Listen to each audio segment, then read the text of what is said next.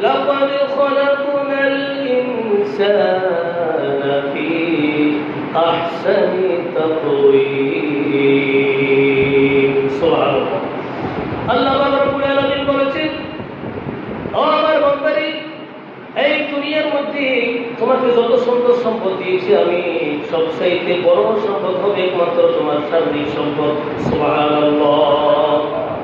আপনার আমার প্রত্যেকের শারীরিক গঠন আল্লাহ স্বয়ং নিজে বলছেন আহসানি তাকওয়িম, এত সুন্দর রূপ বান্দা তোমাকে দিলাম, এত সুন্দর গঠন বান্দারে তোমাকে আমি দিলাম। কত সুন্দর দুটি চোখ, কত সুন্দর দুটি চোখ, দুটি পা, চিনকেন দেন নাই, সবগুলোই ডাবল দিয়ে দিলেন। সুবহানাল্লাহ। সবগুলো কি দিয়েছে? ডাবল। আপনার কিডনি, চোখ এবং দুটি হাত, দুটি পা, এইভাবে শরীরের মধ্যে অসংখ্য অঙ্গ প্রত্যঙ্গের মধ্যে সব কিছু ডাবল ডাবল দিয়ে আল্লাহ রব্বুল আলামিন আপনাকে এবং আমাকে এই দুনিয়ার মধ্যে পাঠিয়ে দিয়েছেন। সুবহানাল্লাহ। শুকরিয়া করছেন? আমরা শুকরিয়া করেছি? এই চোখ আমাকে দুটি চোখ কেন দেওয়া হয়েছে? এই পৃথিবীর সৌন্দর্য দেখার জন্য শুধু, নাকি এই চোখ দিয়ে আরো অনেক কিছু দেখার বিষয় আছে? এই চোখ দিয়ে কোরআন তেলাওয়াত করা যায়, হেঁটে হেঁটে মসজিদের পথ খোঁজা যায়, ভালো দিক কোনটা সেটা খোঁজ করা যায়। আমরা শুধু খারাপ দিকটাই খোঁজার চেষ্টা করি, ভালো দিকটা খুবই কম চেষ্টা করি খোঁজার জন্য। অথচ আমার আল্লাহ কি বলেছেন, বান্দা তোমরা সবসময় ভালো দিকটা খোঁজার চেষ্টা করো, আমল করিবে, তোমরা সুন্দর আমল করি করো। মান জাআ বিল হাসানাতি ফালাহু আশরু আমসালিহা। ভালো আমল করলে ওই আমলের মধ্যে আল্লাহ পাক সুবহানাহু ওয়া তাআলা 10 গুণ বাড়ায় দিবেন। কে বলেছেন? আমার আল্লাহ বলেছেন কোরআনের মধ্যে 10 গুণ বাড়ায় দিবেন। আমরা তো একদিন তো লক্ষ্য করতে পারি না, একটা বার কাজ করতে পারি না। সারাদিনে সকাল থেকে সন্ধ্যা পর্যন্ত কয়টি কাজ করলাম, কয়টি ভালো কাজ করলাম, কয়টি খারাপ কাজ করলাম, আমরা সেই হিসাবটা নিজেও মিলাতে পারি না। সুতরাং চেষ্টা করি অন্যজনের দোষ খোঁজার জন্য। আল্লাহ রাব্বুল আলামিন সেটা বলেন নাই, বলেছেন তোমার উন্নত কতটুকু হয়েছে একটু বিবেচনা করো। শুধু দুনিয়ার সম্পদ অর্জন করার জন্য চেষ্টায় আছো, অর্থ সম্পদ অর্জন করার জন্য চেষ্টা করতেছি, কিন্তু সেই সম্পদ আপনার সাথে আমার সাথে যাবে না। যাবে? আজ পর্যন্ত কারোর সাথে গিয়েছে? যাবে না। একমাত্র আপনার সাথে আর আমার সাথে ওই পরকালের মধ্যে যাবে শুধু আপনার আমার প্রত্যেকের আমলগুলি যাবে। সুবহানাল্লাহ। আর কিছু যাবে না, শুধু আমলগুলোই আমরা নিয়ে যেতে পারবো। এই সমস্ত সম্পদগুলি আপনার সাথে আর আমার সাথে বেইমানি করবে। তখন জানেন এই সম্পদ আপনাকে শারীরিক সম্পদ দিয়েছে, এই সম্পদের যাকাত আপনাকে আদায় করতে হবে। আজকে সেই যাকাত সম্পর্কে আলোচনা। শারীরিক যাকাত, আর্থিক যাকাত, ধন সম্পদের যাকাত, সবকিছুর মধ্যে কি আছে? যাকাত আছে। আপনার শরীরের সর্বপ্রথম যাকাত হবে আনিয়াবুদুল্লাহ, আল্লাহর গোলামি করতে হবে। আমানুযকুরুল্লাহ যিকরান কাসীরা ওয়াসাব্বিহুহু বুকরাতাও ওয়া আসীলা। সুবহানাল্লাহ। আল্লাহ পাক রব্বুল আলামিন বলেছেন, বান্দারে শুধু ঈমানদার দাবি করলে হবে না, ঈমান মজবুত করলে হবে না, শুধু ওই ঈমানটা তোমাকে প্রমাণ করতে হবে। সকাল সন্ধ্যা যেন আমার ঘর সমূহের মধ্যে, আমার মসজিদ সমূহের মধ্যে আমার সম্পর্কে নামাজ হয়, জিকির হয়, কোরআন তেলাওয়াত হয়। তোমার ঘরের মধ্যেও সব সময় সর্বদা যেন আমার জিকির উচ্চারণ হয়। সুবহানাল্লাহ। এটা হলো কোরআনের কথা। আমরা তো সেদিক থেকে সর্বপ্রথম করবো। নামাজে এক ওয়াক্ত পড়লে আর ওয়াক্ত পড়তে পারি না, তাহলে শারীরিক যাকাতটা পরিপূর্ণ হবে? হবে না। পুরো সপ্তাহে যদি একদিন জুমা পড়ে এই শরীরের যাকাত দেওয়া যাবে, এত সুন্দর যাকাত। আপনার আল্লামা শেখ সাদি রহমতুল্লাহ আলাইহি অনেক কষ্টের বিনিময়ে এক জোড়া জুতা কিনেছেন। কি কিনেছেন? কি কিনেছিলেন? জুতা, স্যান্ডেল। মসজিদে যখন প্রবেশ করলো নামাজ পড়ার জন্য, ওই জুতাগুলো কি নিয়ে গেলেন, অন্যজন পায়ে নিয়ে গেলেন। খুবই চিন্তা করলেন, কত কষ্ট করে জোড়া সাইকেল কিনেছি, জুতা কিনেছি, অনেক কষ্টের বিনিময়ে এই জুতাগুলো নিয়ে গেলাম। খুব চিন্তা করতেছে। ওই চিন্তা করতে করতে একজন পথচারী মানুষ হেরে যাচ্ছে, দেখতেছে ওনার মধ্যে একটা পা নেই, কি নেই, একটা পা নাই ওনার পায়ের মধ্যে। আল্লামা শেখ সাদি রাহমাতুল্লাহ আলাইহি বললেন, আমার যদি জুতা চুরি হয়ে গেল, শুধু ওই আমার ভাইকে, আমার ওই বন্ধুকে আল্লাহ রাব্বুল আলামিন আমাকে দুটো পা দিয়েছে, ওনাকে একটা পা দিয়ে দুনিয়ার মধ্যে বানিয়ে দিলেন। উনি অনেক কষ্ট বিনিময়ে দুনিয়াদারি করতেছেন। আমার সেন্টারের প্রয়োজন নাই, জুতার প্রয়োজন নাই, আমার সে মালিকের প্রয়োজন হবে, যে মালিক আমাকে এত সুন্দর করে দিয়ে তৈরি করেছেন, দুটি পা দিয়েছেন, দুটি হাত দিয়েছেন, দুটি চোখ দিয়েছেন, আমি চলতে পারি, বলতে পারি, সব কিছু করতে পারি। আমার ওই বন্ধুতে কোনো কিছু করতে পারে না, আমি আরো আল্লাহর শুকর করি, সুবহানাল্লাহ। সুতরাং আমরাও সেরকম একজন বন্ধুর অন্ত ব্যক্তিকে দেখে আমাদেরকে শিক্ষা দিতে হবে। মা দুটি চোখ নাই, আল্লাহ আমাকে দুটি চোখ দিয়েছেন, সুবহানাল্লাহ, দুটি পা দিয়েছেন, দুটি ঠোঁট দিয়েছেন, কথা বলার সময় মিটমিট করে লড়ে, কিন্তু জিহ্বাটা লড়লে আওয়াজ, প্রতিধ্বনিগুলি সুন্দর, আপনার আওয়াজগুলি শব্দ দিয়ে বাহির হয়, সুবহানাল্লাহ। তাহলে আমরা যদি এই সার্বিক যাকাতটা আদায় না করি, সার্বিক যাকাত কয়বার আদায় করতে হয় দৈনিক? কয়বার? 5 বার। দৈনিক 5 বার আপনার আমার প্রত্যেকের সার্বিক যাকাত এটা আদায় করতে হবে। না হলে কি আমাদের মনের মধ্যে আমরা অবশ্যই জবাব দিতে পারবো না। আল্লাহ রাব্বুল আলামিন যখন ধরবেন জবাব দিতে পারবো না, সবগুলি আমার বিপক্ষে চলে যাবে। এই হাত আমার বিপক্ষে বলবে, চোখ আমার বিপক্ষে বলবে, পা আমার বিপক্ষে বলবে। ঠিক একইভাবে যেরকম ভাবে আমরা ধন সম্পদ অর্জন করেছিলাম, ওই ধন সম্পদের যাকাত আমাদের প্রত্যেকের উপরে খরচ করা হয়েছে। আমরা অনেকে মনে করি আমাকে কোটি টাকার মালিক করে দিলেন, বিশাল সম্পদের মালিক করে দিলেন, সব সম্পদগুলি আমার, সেরকম আমরা অনেকে এখনো পর্যন্ত মনে করতেছি। অথচ সম্পদ, ওই সম্পদের মধ্যে আল্লাহ পাক রব্বুল আলামিন সমস্ত গরীব, মিসকিন, অসহায়, দরিদ্র যারা আছে তাদের প্রত্যেকের হক সেখানে রেখে দিয়েছে, সুবহানাল্লাহ। আল্লাহ পাক রব্বুল আলামিন কিভাবে এত সুন্দরভাবে এই দুনিয়াটা পরিচালনা করতেছেন আমরা চিন্তা করতেছি। আমরা শুধু একটা সংসার চালাতে গেলে, একটা ঘর, আপনি আপনার ঘরের জন্য আপনি একজন কর্তা, আপনি একজন মালিক, আপনি একজন অভিভাবক। আপনার সেই ঘরটা চালাতে গেলে আপনার কত কষ্ট করতে হয়, কত শ্রম দিতে হয়, কত কথা শুনতে হয়, কত ত্যাগ স্বীকার করতে হয়। এরপরেও সামান্য কিছু ঘাটতি সেখানে রয়েছে।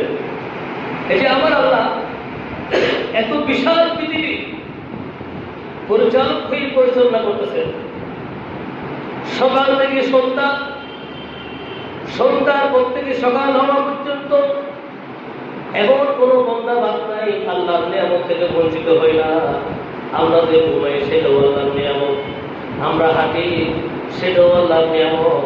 এক কথায় বলতে গেলে আমরা প্রতি সেকেন্ডে সেকেন্ডে শ্বাস নিঃশ্বাস যেগুলো নিচ্ছি আবার বাইরে করতেছি, সবগুলোই আল্লাহর পক্ষ থেকে পাওয়া নিয়ামত, ঠিক কিনা? তাই এত নিয়ামতগুলি আমরা ভোগ করতেছি, সেই মুনিবকে, সেই মালিককে যখন একবার সেটা দেওয়ার জন্য বলি, আমরা নিজের সময়টা খুঁজে পাই না, অনেক কাজে ব্যস্ততা থাকি, সময় পাই না। হ্যাঁ, এটা হচ্ছে আপনার সার্বিক যাকাত। সেই যাকাত আল্লাহর হক, হকুল্লাহ, আল্লাহর হক পরিপূর্ণরূপে আমরা আদায় না করি, আমরা বন্দা হিসেবে কিয়ামতের মাঠে আল্লাহ রাব্বুল আলামিনের সামনে দাঁড়াতে পারবো না। এজন্য সবসময় সর্বদা যেখানে থাকেন না কেন অন্তত পক্ষে 5 ওয়াক্ত নামাজটা ওয়াক্ত মত আদায় করবেন। আল্লাহ পাক রব্বুল আলামিন সবাইকে এই তৌফিক দান করুন, আমিন। এর পরবর্তী আসতেছে ধন সম্পদের যাকাত। প্রথম বলছি শারীরিক যাকাত সম্পর্কে, সবকিছুর যাকাত। আমার আল্লাহ বলেছেন ইন তুবদুস সাদাকাতি ফানি'মা হিয়া ওয়া ইন তুখফুহা ওয়া তু'তুহা আল-ফুকারা ফাহুয়া খায়রুল লাকুম ওয়া ইউকাফিরু আনকুম সাইয়্যাতিকুম ওয়াল্লাহু বিমা তা'মালুনা খাবীর। সুবহানাল্লাহ। কিন্তু সাদাকাত ফানি'মা হিয়া, পরবর্তীকালে তোমাদেরকে সাদকা দিতে হবে। হয়তো প্রকাশ্যে দাও, না হয় গোপনে দাও। সাদকা, সাদকার কারণে আপনার শারীরিক সাদকা তো আল্লাহ পাক রব্বুল আলামিন নিয়ামত দিয়েছি আমরা, অর্থাৎ ইবাদত দ্বারা দিচ্ছি। এরপরে মুসিবত দূর হওয়ার জন্য আপনার শরীরকে উদ্দেশ্য করে আপনাকে সাদকা দিতে হবে, ধন সম্পদকে উদ্দেশ্য করে আপনাকে যাকাত দিতে হবে। সেটা গোপনে দাও অথবা প্রকাশ্যে দাও, ওটা নিজের ব্যাপার। ওয়াইন তুখফুহা ওয়া তু'তুহা আল-ফুকারা, যে সমস্ত অসহায় ব্যক্তি আছে, দরিদ্র ব্যক্তি আছে, এমনও কতগুলো ফ্যামিলি পরিবার রয়েছে, এমনও পরিবার রয়েছে এক বেলা খেতে পারলে আরেক বেলার জন্য কষ্ট হয়, অর্জন করতে পারে। এমনও কতগুলো ঘর বাড়ি রয়েছে, থাকার কোনো পরিবেশ নেই। সামনে বর্ষাকাল আসতেছে, ওই বর্ষার সময় অনেক কষ্ট করবে ওরা।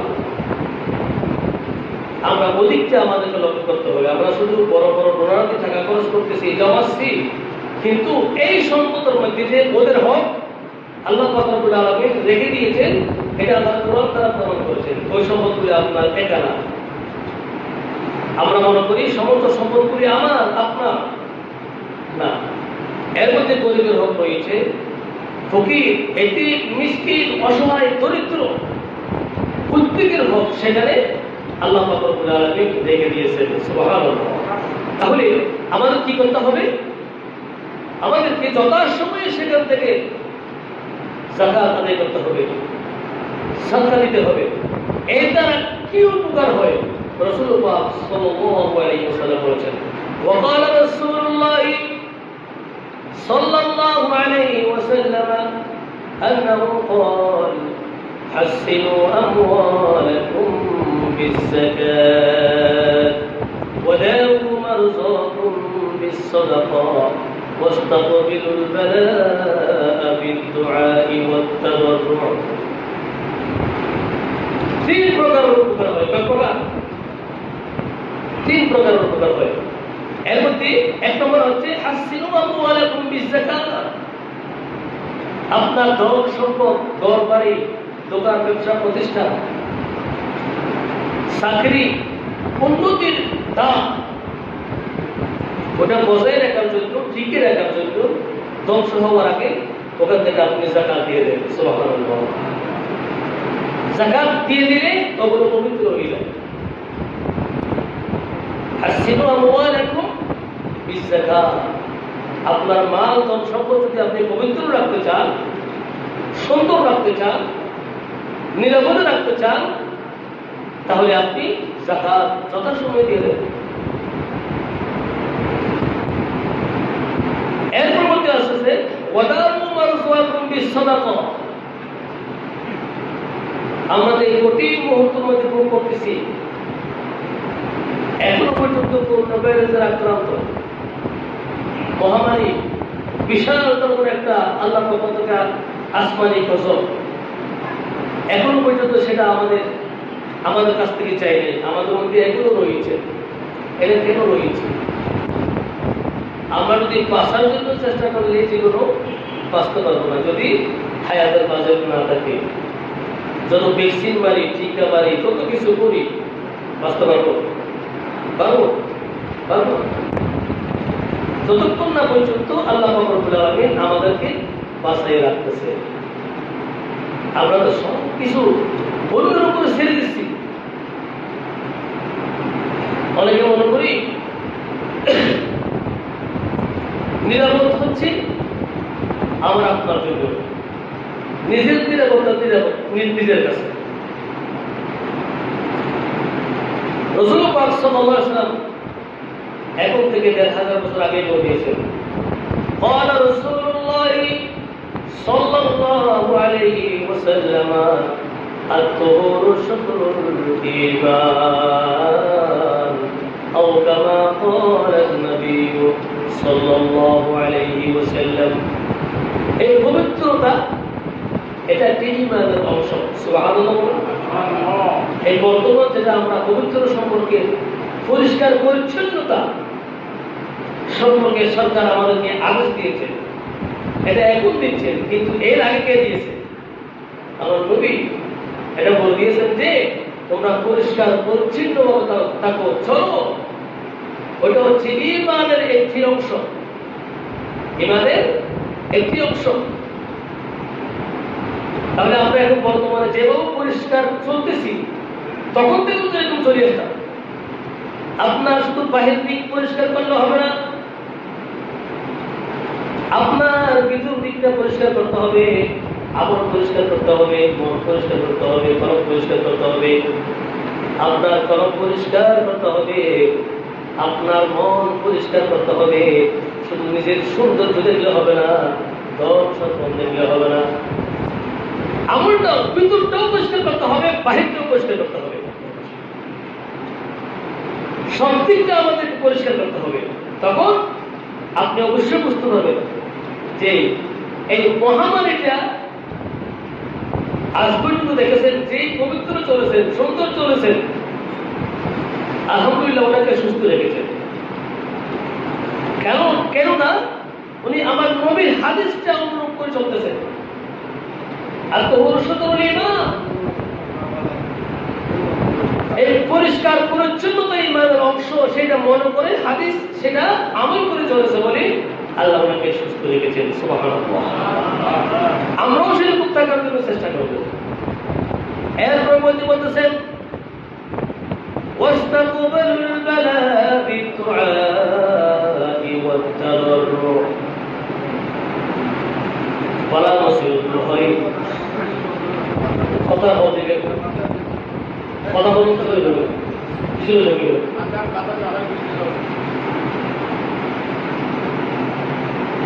কথা বলতে চাইলে সামনে আসবে না, পিছনে যাবে। আলোচনার মাঝখানে কথা বলতে ডিস্টার্ব করি।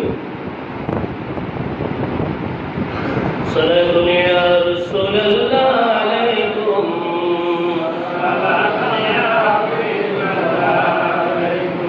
واستقبلوا البلاء بالدعاء والتضرع পরামর্শিত দূর হয় দোয়া এবং কান্নাকারির মাধ্যমে। সুবহানাল্লাহ। আমার আল্লাহর আযাবের ভয়, অন্ধকার কবরের ভয়, কিয়ামতের মাঠের ভয়, যে সমস্ত বান্দার মনের মধ্যে প্রবেশ করলো বুঝতে পারবো প্রতি এক মুহূর্তের জন্য সেই ভয় কান্নায় যদি এক ফোঁটা চোখের পানি ফেলতে পারে, সেটা হবে একমাত্র আপনার জন্য নেজাত। সুবহানাল্লাহ। আমার নবীর কথা।